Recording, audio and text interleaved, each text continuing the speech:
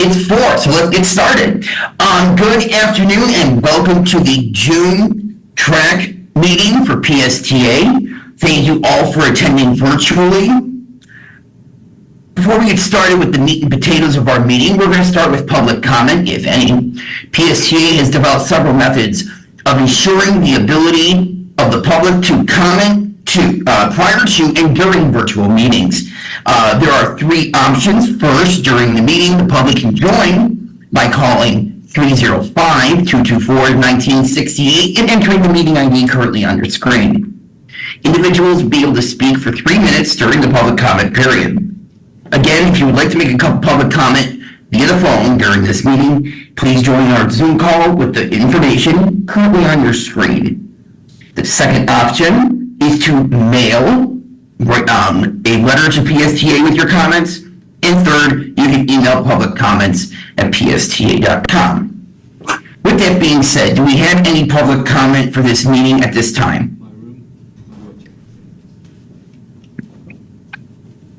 Okay, we're going to take it as a no. Next, since we're participating electronically, we will have to do a roll call to make sure that people are here and they can be seen and heard. We're going to start with Roman. Present. Thank you. Gloria. Present. Jay. Here. Elizabeth. Here. Kim. Here. Teresa. Here. Just don't know how to put it on. I'm here. We can hear you. That's half the battle. Shane. Shane's not here. Sebastian. I know you're here. Mm-hmm. Max Johnson. Here. Thank you. Mark Boyce. Richard McDaniel. Here. Thank you. Peter. Richard Powell. And Conrad. Okay, thank you. Any members' names that didn't call? I think we got everybody. And this is your monthly reminder that when the attendance comes out for July, to please respond within 48 hours. Let's move on to number 3 on our agenda today. That's going to be the chairperson's report. In the interest of time, I'll briefly mention the topics covered at the May PSTA board meeting. The board voted to approve a partnership policy. There was a presentation on the capital improvements going on within the organization, top projects being the Clearwater Transit Center, and we focus on other initiatives that are also going to be coming into PSTA. And the CEO talked about a non-PSTA about having non-participating cities joining PSTA and the potential revenue that PSTA could gain from those communities joining PSTA. Do we have any questions on the chairperson's report? Okay. Elizabeth, you're up next with our Forward Pinellas report. Okay, I got to do it from memory because I couldn't get it to my other phone. The first talk was Jacob, and he's talking more, and we've seen it before. What's better, more runs or spread it out? More frequent, the bus coming sooner, or wait longer, but the buses cover more area, a wider, bigger area. And he's drilling down, he's taking surveys, he's really gonna pin it down. And he's depending on public comment and those surveys he's been doing. So it was nice to see Jacob in the meeting, and he's getting awfully tall. I was right next to him at the end of the table. I was like, wow, he's growing up. That was kind of neat. That was nice. And the next talk was Treasure Island and St. Pete Beach are working together to clean up Gulf Boulevard and make it safer and more shape. And they can't change the speed limits. That's another entity that does that, but there's things that they can do to slow traffic down. One thing they like is those stoplights. When you want to cross, you hit the button and it stops traffic, and that's proved to be successful. That slows traffic down, and it's safer. People get across Gulf Boulevard to go from the beach side to the business side. And there's, I forget what they're called, and it's in my phone. They're pylons. They're flexible. If you hit them, nothing's going to break. It's just going to bend. But it's slowing traffic down. So that's a creative thing that the cities can do. And both of the cities have approached Fort Pinellas, like Fort Pinellas wants cities to do. They want cities to approach them, because Fort Pinellas can't go to the cities and say, you should do this, you should do that. It's up to the city, the municipalities, to come up with a need and ask for help. So that was interesting. And then the next thing was more of the priorities list. And I wish, if this were in person, I would pass this around. There's a whole bunch of things going on. For example, if I flip it around, Gateway Express on 118th, and all that's finished, and that's a toll road, and that's project description is new road construction. The status is CSTA complete. I'm not sure what CSTA means. But it's complete, whatever it is. The next thing was I-275 Howard Franklin from north of State Road 687, which is 4th Street North, to north of Howard Franklin. So you gotta picture all that. It's hard to picture all that. That one says bridge replacement and add lanes. There was talk about straightening out the lanes on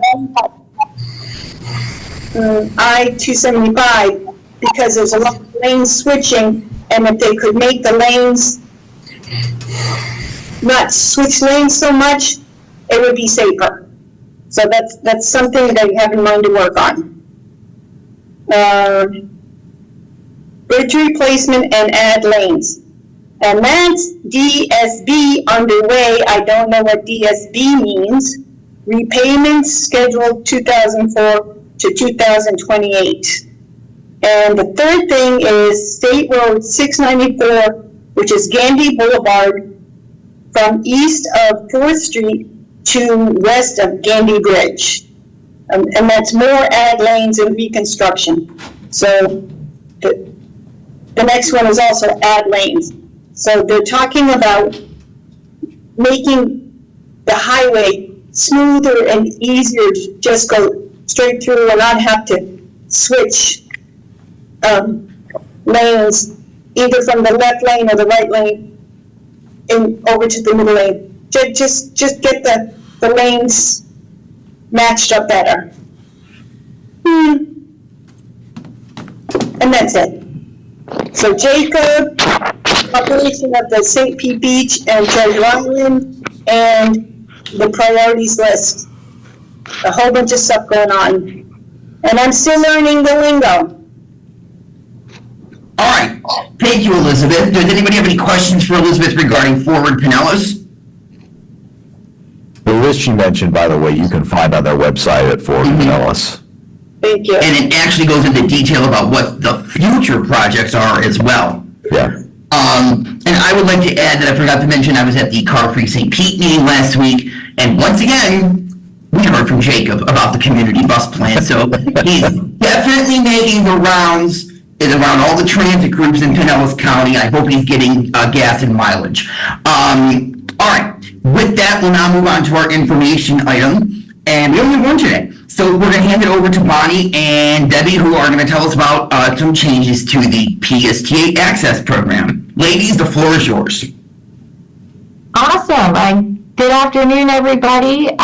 Debbie, if you don't mind, maybe I'll start and go through the presentation. But if you don't know me, I'm Bonnie Epstein. I'm the Director of Mobility Services at PSTA, and today we're going to be talking about some potential changes and options for our MOD program. If you go to the next slide. So just wanted to give a really quick overview of our Access and MOD programs. So we've got Kim here, spokesperson for PSTA Access. So Access is the required ADA paratransit service that PSTA is required to provide. So it meets all of the ADA regulations. The drivers help riders to and from the door. Rides are scheduled, so riders book by 5 p.m. the day before. There's a 30-minute pickup window, and rides may be shared on the Access service. We also have the Mobility on Demand program that's open to all riders that are eligible for PSTA Access service. What's different about this program, it has different hours, different providers, but the main difference is that rides are booked by the customer when they're ready to go. So the rides are on demand, and usually the ride is not shared. If you go to the next slide, I'm really proud and excited about, how well both services for our Access customers are performing. Our riders can really trust and rely on the Access service, and this graph really shows that. So this is our Net Promoter Score for all the transit agencies in the American Bus Benchmarking Group, or ABBG, that participated in the ADA Paratransit Customer Satisfaction Survey a couple of years ago. And if you look all the way, I'm not sure how it looks for you guys, but we're all the way to the left for me, SP, that's St. Petersburg, or PSTA, that's our Net Promoter Score. And we had the highest, or the best score out of all the agencies that participated in this survey. So many of our riders think this is a great service, and they would recommend this service to a friend. If you go to the next slide, and I think riders are recommending the service to their friends. Because the service is so popular, there's a lot of demand for the service, and a lot of trips that our riders are taking. So you can see that pre-COVID, in April of 2018, we did just over 28,000 completed rides for that month. And this is one of our highest ridership months that our previous Access contractor, CareRide, did. And they were really struggling to meet demand. We had meetings with CareRide, and they're like, 28,000 trips, we can't handle this. The volume has just grown so much. So that was 2018. In 2019, we introduced the MOD program, and ridership grew overall for the paratransit service as a whole post-COVID. So compared with the pre-COVID numbers, by this time last year, ridership had increased just over 16% for all paratransit rides. That's Access and MOD. So you can see that in the graph here. Between April 2018 and April 2023, we had over 16% growth for our ridership. But just over the last year, and this is why I put the picture of the rocket ship in there, we've seen ridership really explode. 28% increase in growth between April of 2023 and April of 2024. And that's in large part to the growth that we've seen on MOD. And if you look here at this other little table that I've added in, this is just the Uber and Lyft MOD ridership, comparing each month for fiscal year 23 with fiscal year 24. And you can really see how the ridership has increased when we just look at, the comparative month for last fiscal year. Again, April of 2024, just looking at Uber and Lyft ridership on MOD, ridership has increased about 40%, and then for May, 37%. So ridership is really going up, exploding like the rocket ship. If you go to the next slide. So given this growth, we want to put in some changes or guardrails in place so that we can maintain our #1 customer service ranking, but manage the growth that we see on this program sustainably. The table on this slide shows some ideas that we're proposing for changes for fiscal year 25, but we really want to hear from you and hear what you think. There's also going to be a public hearing on these proposed changes sometime next month. So the changes that we're looking to implement, so first we plan on making the MOD fare the same as the access fare, $4.50 a trip. So all rides, whether they're on access or MOD, will be $4.50. Additionally, so if a rider takes an MOD ride that costs more than $25, or if the rider takes more than 30 trips on MOD in a month, they'll pay more for those more expensive MOD services. We want to keep the quality of MOD the same, and riders can still use the PSTA access service that is not changing. We're not proposing any changes for access. We think that these changes will have a minimal impact on riders that do use MOD. Just based on May 2024 data, it looks like fewer than 15% of riders would be impacted by these suggested changes, but we would save over $800,000 a year putting these in place. Again, these are just proposed ideas. If you have other suggestions, I'm definitely open to hearing them. Riders can still use MOD above the limits that we've suggested, but PSTA just wouldn't cover the cost. And again, riders can still take their trips on PSTA access. That's not changing. I know this is a very important service that we're talking about, and again, we really want to remain number one with customer satisfaction while keeping growth at a sustainable rate. With that, this is our last slide. I'm happy to take any questions, or Debbie, if there's anything you wanted to add. I have nothing to add. I think, the important thing is we love the service that you all are providing through Paratransit Access, and we love the MOD program, and we want to keep that going in a sustainable way. So we don't want to lose anything as far as that goes. All right, thank you both.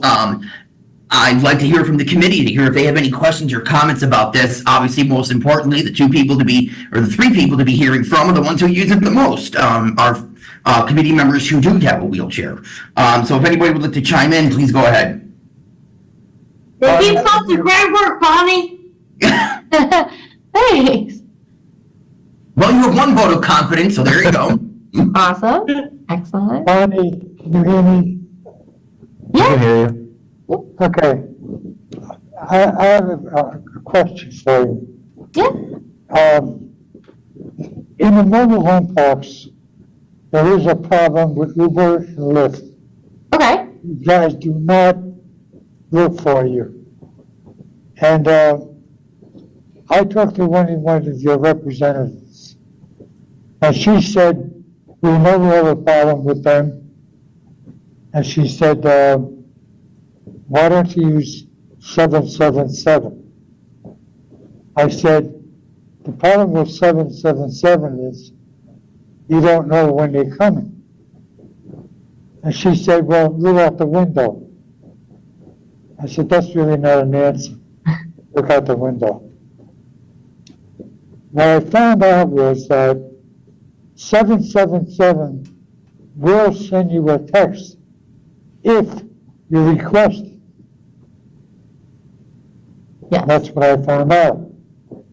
So I guess your agents or operator should take notice of that and put that on their notes to tell them when they call them to have a text sent to the client. Uber and Lyft are a problem. Yeah. So when you got the text sent to you, did you ask the taxi company to send you the text, or did PSTA? I never asked them to send me a text, and I'm wondering why our representative, our agent, doesn't automatically do that. So you are supposed to automatically be getting a text message letting you know what the ETA is for your ride. They don't send it. Sorry? They do not send it. So you're not getting the text messages right now? Myself and other people in my park. Okay, yeah, no, I can definitely look into your account because you should be getting text messages with an ETA letting you know how long it should be before your ride comes. I'm not specifically talking about me, I'm talking about in general. Mm-hmm. And I think that when an agent calls 777 and orders a cab, they should say, text the client. Yeah, So they yeah, know when you're coming. yeah. Usually, the taxi company won't send a text message that we can ask them to call on when they get there. So we'll give them the phone number, put that in the notes, so they'll call when they arrive. But we should also be sending out texts, on our side, with an ETA. So, I'll make sure that the notes, are in your account to have the driver call you when they get there. And I'll just double check on the text messages getting sent to you. Thank you very much. Yeah, no problem. All right, let's go to Elizabeth and then we're gonna go to Conrad. I was talking about it earlier before the meeting started. They say leave a half hour. I've always left an hour because you never know if they're gonna pick up a second person, which is great. Share ride is a wonderful idea, but I need to be somewhere. Mhm. So I pad it with an extra half hour. And I think everybody should be doing that. Pad your expectation to an hour, because the half hour, I've been late too many times. That's why I learned. Yeah, no, I mean, we also have a new feature. I know Kim has sort of been helping us with testing it out, where riders can choose instead of a leave at time and a Yes. ride by time.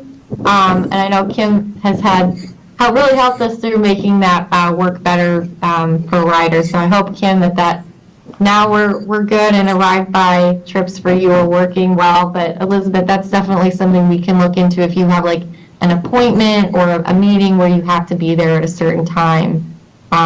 We can just change how your trips are set up. Yes, I've seen it, and I heard Kim talk about it. So yes, I'm going to use that. I'm going to choose that. Yeah, when you call in for your reservation or when you're booking it in the app, just it'll say like, do you want to leave at or arrive by, and you just click the Right, right. pick that Yeah. one. Okay. Yeah. And then the MOD, I don't do it anymore. It was great in the wintertime, but come summer, late spring, I'm waiting an hour, 2 hours. And I just learned, I said, you know what, take the bus. Thank goodness I can still use the bus. So MOD is not working for me as a wheelchair person. I talked to somebody at the last in-person meeting. He's using MOD on the beach, and he's saying, it's only 15 minutes. Yeah, that's great if you're ambulatory, but if you're in a wheelchair, that's the difference. Yeah, I think I mentioned this at a meeting, or I think Ross might have brought it up at the April meeting. We are trying to get some more providers to do wheelchair service. So having access vans provide MOD service as well. So hopefully we can have a more consistent response time for wheelchair riders. So so hopefully we'll bring you back to try MOD if you want. I'll try it again. Yep.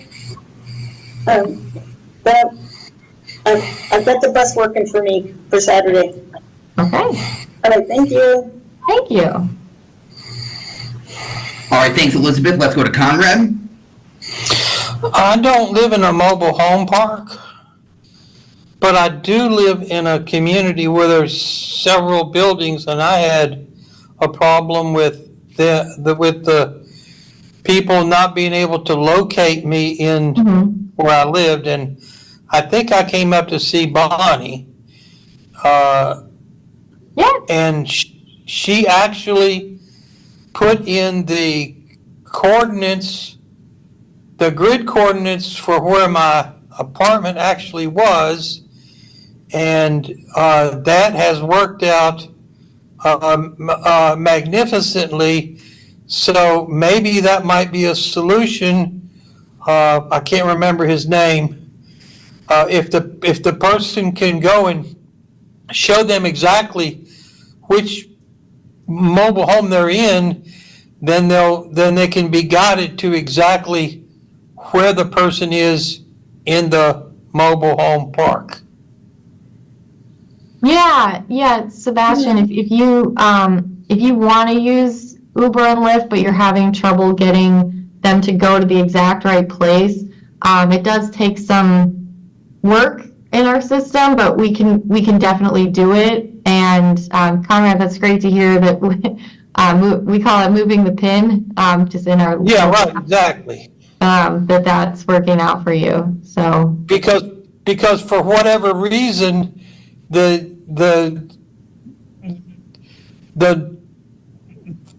building numbers or the addresses or whatever that's in the GPS are not really the building numbers where I live, for whatever reason, I don't know. yeah, a lot of times like the maps that Uber and Lyft, or even that we use driving around, it'll just point you to like the main building or the clubhouse. Exactly, exactly. Yeah, and so when we move, we'll move the pickup point directly to like someone's building. It just takes a little, we just need to know exactly where it is, and I know that can take some back and forth, but happy to do it. All right, and Gloria, we'll wrap up with Gloria on this topic. Thank you. When you were talking about like recommending it to people, I happen to live in a 55 plus building, and 55 is, really stretching it. There's an awful lot of people who are a good bit older. But what I found is that there are people who truly shouldn't be driving, and I always recommend to them that they, consider doing this. And several of them have had difficulty. It takes a while to be approved. And it's almost like it would be great if people could be proactively approved for access, so that when they break their leg or, had a fall, which is exactly what's happened. People have had falls and they need to use the service. And once people have started using it, then they want to continue using it, but they aren't allowed to sort of sign up if they don't have a real problem up front, other than just being older. And I don't know, this is a broader issue, obviously, but it's like, it would be great if we could be working with the county to say, this makes all the roads safer, to have all these people that are over the age of 85 or something like that be eligible for, to sign up for access or MOD early. Yeah. I know, our process for eligibility, there was a little bit of a time when we had, riders had to wait a little bit before getting their consultation scheduled. I think that is better now. But we always have this call early list. So if somebody is like, hey, I've got my consultation next week, but I really need the service, we'll put them on a call early list. So if we have a cancellation, we'll just start calling everybody on the list. So that's always another way if somebody really needs to get approved. But I totally agree. If somebody doesn't quite feel like they need the service yet, but they would qualify and just want to, make sure it's there, we're open to people going through the process as long as they qualify and need it. It's great. All right, thank you everyone for your questions and comments. And that's it. All right, thanks, Bonnie. Thanks. Thanks. All right, with that, we're going to move into member comments and questions for staff.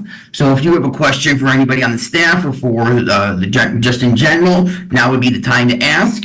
While you guys are getting your thoughts together, I'm going to go first. Since I see Brad is here, I have a question for him. And if it's not really a question, but I'm hoping that you can elaborate to this group.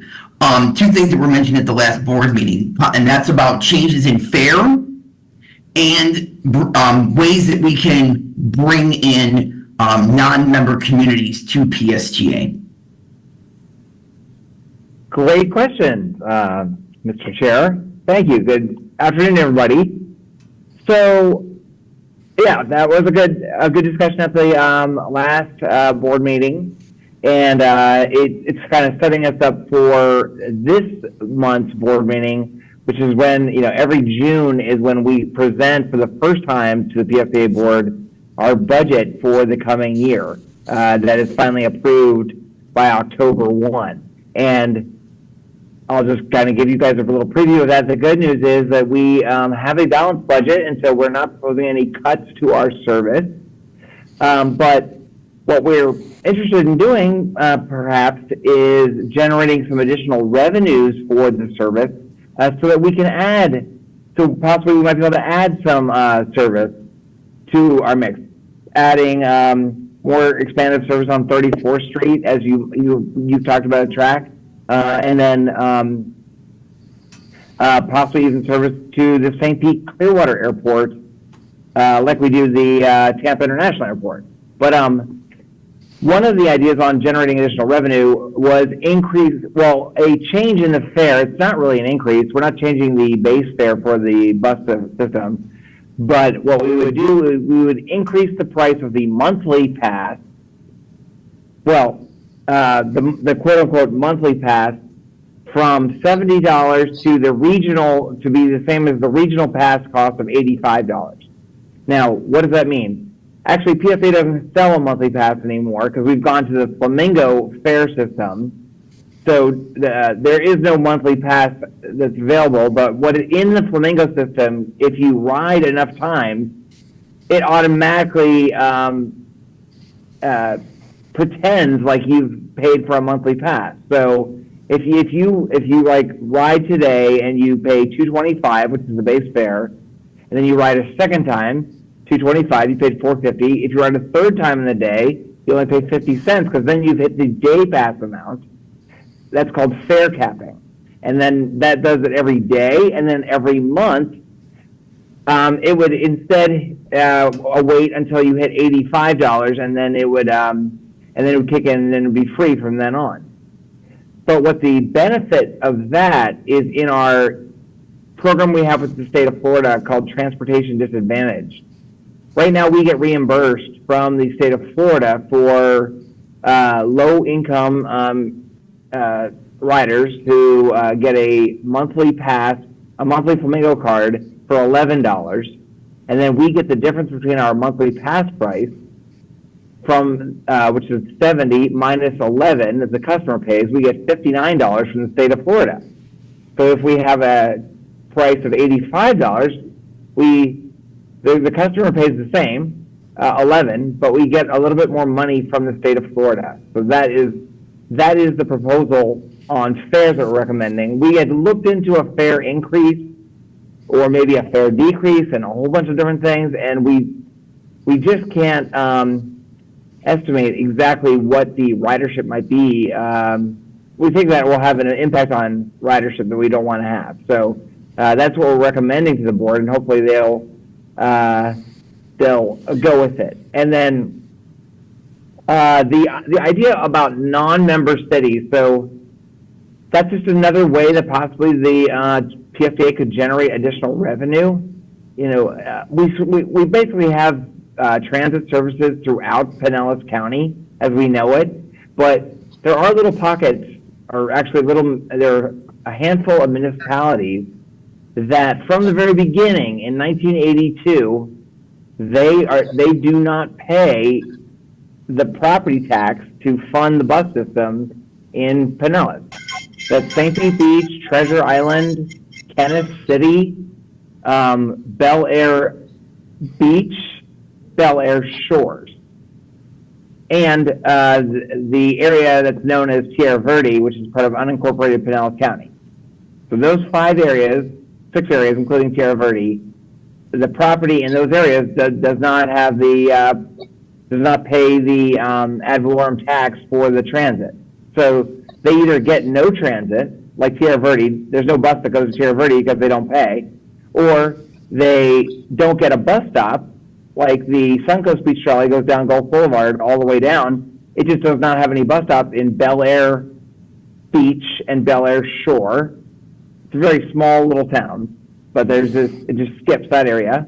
Those are mostly like enormous mansions along the beach anyway, so it's okay. And then in the case of the bigger cities like Treasure Island and St. Pete Beach, they pay PSTA for the cost of running the trolleys in their city, but they don't collect an ad valorem tax. So this is an idea that has been debated by the PSTA board many times over the years, and it would really take a vote of the county commission and then a vote of the citizen to have them levy, essentially join PSTA. And so the board members asked me for that. I don't think there's much chance of that happening anytime soon, but it's, you never know what might happen. I remember when they were showing that slide at the board meeting, that something in the state statutes had changed where now there is a different way for PSTA to determine who's a member city. I just couldn't read. I was wishing I had saved that slide and I didn't. Yeah, well, the legislature has made it a little bit more difficult because, and it had nothing to do with PSTA, what the legislature did, but they made it so that no special district, like PSTA or any kind of special district, and there's thousands of different kinds, can expand without the state legislature approving. So there's a new hurdle of getting the state legislature approved of, like, if St. Pete Beach wanted to join, there'd be a vote, but then also the legislature would have to approve that. Okay, thank you for clarifying that. All right, anybody else have any questions or comments for staff today? Gloria, I'm sorry, your hand is raised, I'm sorry. Right. I just had a quick question. I'd love to know on any given day, updates on the Clearwater Transit Center. I know you mentioned it at one point, but I keep wanting to know when are they going to start, building stuff, and when's it going to open? We all ask that question every single day, Gloria. It's a great question, but the latest is we are at about 30. We're a little bit past 30% design. We will be at 60% design, I was told, by September 1st, approximately. And then by the end of basically this calendar year, we'll basically be putting together the bid, the construction bid to start construction of the News Transit Center in hopefully early, by this time, certainly by this time next year, it'll be under construction. Good. Thank you. Yeah. Teresa, come on in.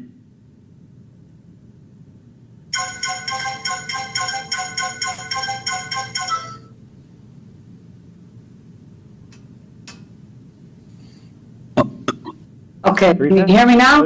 Yes, and then we'll go to Conrad next. I just wanted to make a comment about the Sunrunner, which I'm one of the biggest fans. But my daughter and my grandson, I was out of town, and they took the Sunrunner. They parked up near Pasadena, whatever, and got on it. And she texted me, I was out of town, and said, actually, she called and said, he stopped right there at the stop that's near Grand Central and got off for like 10 minutes. They were heading to a ball game, to a Rays game. And I said, it never stops there. And I'm just wondering, over the holiday weekend, is that something new that's happening? Or? Oh, was this over the Memorial Day? Yes. I said maybe buses were backed up or something. I didn't know what to do. Yeah, well, if it was on Memorial Day itself, we had like, the Memorial Well, Day. it was that weekend, I'm not sure what day it was. Okay, well, I don't know, maybe there was some kind of other thing that I don't know about, that, I do know that on But she said he Memorial did it Day on the way home also, on the way back. That he stopped.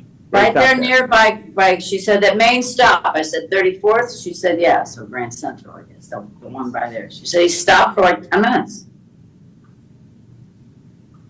Yeah, I don't know, I've That's just not been supposed to wondering happen. all along, I said, well, I'll ask him, but I don't, yeah, no, that's not supposed to happen, but I think No. it did happen on Memorial Day because we. well, it could have been Memorial Day, Of our this- technology, I'm not sure, the holiday. yeah. It's just something I wanted to, I wasn't really complaining, because I'm one of the best supporters of the Sunrunner. I'm telling everybody, I'm always saying, take the Sunrunner, don't drive, just take the Sunrunner. You know? Well, yeah, and thank you for telling me that. I'll find out if that's happening a lot. Didn't know that, so. I've never had a problem, and I've been taking it, well, not a lot, but I take it once a month or so. Yeah, okay. All right, thanks, Terry. Let's go to Conrad, then we'll go to Sebastian. Yeah, I go to Tampa a lot, and the bathroom facilities, the public bathroom facilities used to leave a lot to be desired in Tampa, and they definitely leave a lot to be desired in Pinellas County. And I was wondering if we couldn't adopt a type of program that Hart has adopted, where they lock their bathrooms and they have somebody, they have like a bathroom monitor. You can't use the public facility, you can't use the public facilities unless you have a bus ticket and there's somebody there monitoring them all the time. Which, you know, if you have most people will take care of the bathroom if you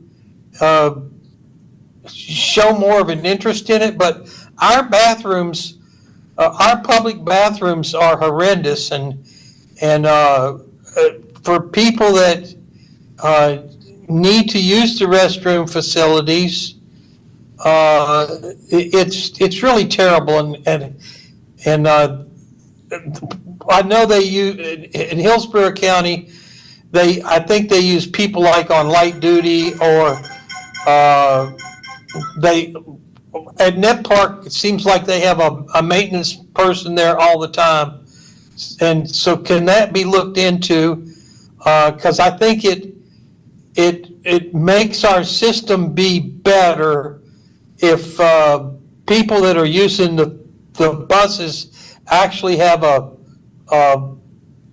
clean restroom to use. And also, the 74, I don't understand why there is no stop after you, after it goes around that, like 4th Street, there's not a stop between like 4th Street or 9th Street all the way to Parkside Mall, and there used to be at least a stop at the Wawa, which is right across the street from that mobile home park. Now, I understand why the one on the side of the mobile home park there is not there, the south side of the street, because they have construction there, but why did they take out the one at the Wawa? And then the other thing I'd like to see looked into is, why can't the 100 and the 300 just go to the airport and to, what's that mall they go to before they go to, the 100 goes to a mall, I can't remember the name of it, it escapes me right now. Britton Plaza, right, thank you. Why can't it just go from to Britton Plaza and come back and just run to and from Britton Plaza and the other one just run to and from the airport so that we can have more buses running at more times, because when we get to Tampa, we can pick it up at Tampa buses anyway.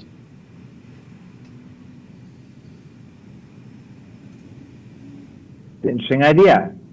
I know we've done surveys in the past, and folks have wanted to go all the way to Tampa, but and we do have a good number of riders that go all the way to downtown Tampa, and maybe I don't know, maybe obviously it's not as good to have to transfer to a HART bus at those locations, but we can look into that. And then as far as the bathrooms go, Conrad, I completely agree with you. We have done the same thing that you described that HART does, where you have to get an attendant to let you into the bathroom at Grand Central, because that's been our biggest challenge. But we do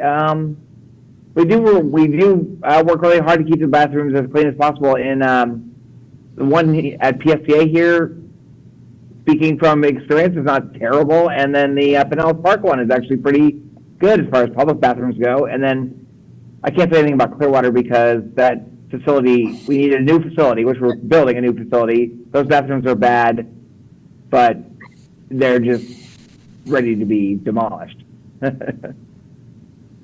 Thank you. And the 74? Oh yeah, I'll find out about 74. I'll find out about that where that bus stop went by the Wawa. Yeah, I was just looking that up. Yeah. All right, Sebastian, you're up.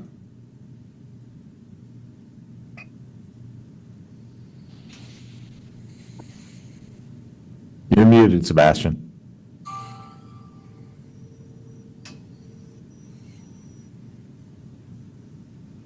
Can you hear me now? There we go. Did you ever build a Sunrunner platform downtown? The one on First Avenue and First Yes. Street? Well, we're Is it going done? to. No, it's not done yet. Next month, it should be coming to the board, the construction contract, to get that done. That's the goal, is to get that constructed and open. Hopefully, maybe even knock on wood, maybe later this fall it'll be open. Okay, thank you.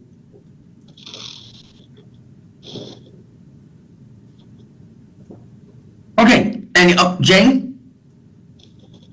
Not to keep hammering down on the point about the restrooms, just can we make sure the new Park Street, or whatever we're calling the downtown Clearwater one, terminal, do not have prison bathrooms? I'm sorry. I made a comment, I avoid the Grand Central bathrooms like the plague because they look like the ones they make people in prison use. It's just, I cannot. So, can we make them look like regular bathrooms, please? Well, we are spending a lot of time with the architects and designers for a public restroom that can stay nice. A very heavy used public bathroom. I mean, we'd like it to look like the Ritz-Carlton, but I'm just not so sure. I mean, we want it to look good and be nice for many people. We're spending a lot of time on that, yeah. So, It's just, I don't, unless it's changed recently, because again, I say I don't use those restrooms, so I haven't been in those restrooms in a minute. Like having the restroom, there being no lid, no seat to toilet seat, like having to sit on the, no ma'am, that is just not a thing. no, I know that, no. And then having the troughs in the men's restroom for the urinals, no ma'am, I'm sorry, that is just not. We're not gonna. That is just, I don't know what was in people's mind 20 some odd years ago when they designed the Grand Central, but that is not how you design the restroom where you want people to take care of it. It looks like a restroom that people can destroy, and that's what happens. You're totally right. You're totally right.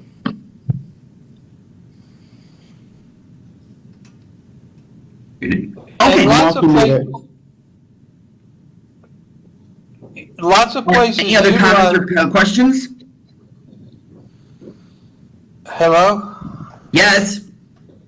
Lots of people, I don't know what the budget is, but lots of places have what's called bathroom attendants. They're actually people that are there full-time to make sure that the restrooms stay tidy. I mean, I don't know how much, I don't know much, what do we have, 3 places where there's bathrooms? I don't know, that doesn't seem like a big expense to me, but I completely agree with Jay that, you know, if you have a nice bathroom and it looks like it's a nice bathroom, I don't really think people will destroy it if they see that there's someone there and you have some controls. I know that things are 200% better in Tampa now since they've instituted those new rules. Yeah, and I would say that the situation in Grand Central is better now that we have a lock and, you know, we have an attendant essentially that monitors people's use of the bathrooms there. I think it's gotten better. But yeah, we do have restrooms at all of our, at most of our transit hubs around the county and public restrooms, and we have people there, custodial services there at each of those locations. It's important in our community to have public restrooms, and but you know, because if we didn't have any public restrooms, that would be even worse, right? So, but it's important for us to keep them as clean and good for our customers. I agree with that. Okay, Kim, you have a question? Yes, they need to make sure they have accessible restrooms for the disabled. You can count on that. Mhm. Yep, exactly. Okay, we don't see any more questions at this time, so we will bring this meeting to a close. And a reminder that our next meeting will be on Tuesday, July 23rd at 4 p.m. And it's most likely going to be via Zoom. This will be a focus group meeting for PSTA's Neighborhood Engagement Program. And there will be a consulting firm coming in to lead this meeting. And I will be joining you live from the library in Buffalo. And I will be on vacation that week. All right, have a good day, everyone. You say bye. Thank Bye-bye. you so much. Bye. All right, bye.